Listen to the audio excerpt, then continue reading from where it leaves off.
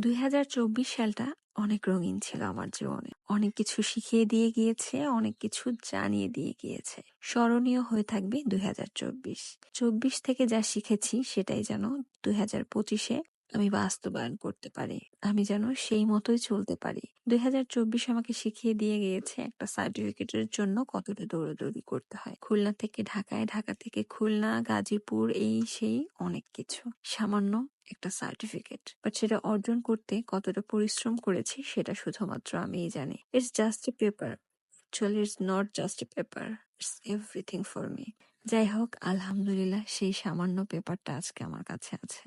আশেপাশের অনেকগুলো সম্পর্ক টিকিয়ে রাখার জন্য অনেক চেষ্টা করেছি, তবে আসলে কি টিকে থাকলো?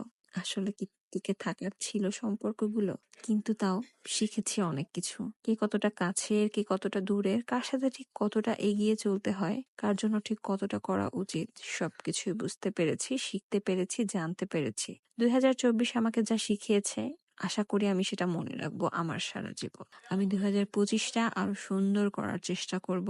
আশা করি দুনিয়ার সবার প্রত্যেকটা মানুষ তার জীবনের সব ভুলভ্রান্তি পার করে এগিয়ে চলুক সামনের দিকে। সবার দিনগুলো সুন্দর কাটুক, ভালো কাটুক। আজকের ব্লগটাই হচ্ছে 2024-এর শেষ ব্লগ। সো আশা করছি সবাই ভালো থাকবেন, সুস্থ থাকবেন এবং সবাই এভাবেই এগিয়ে চলবেন। থেমে থাকা যাবে না, এগিয়ে চলতেই হবে।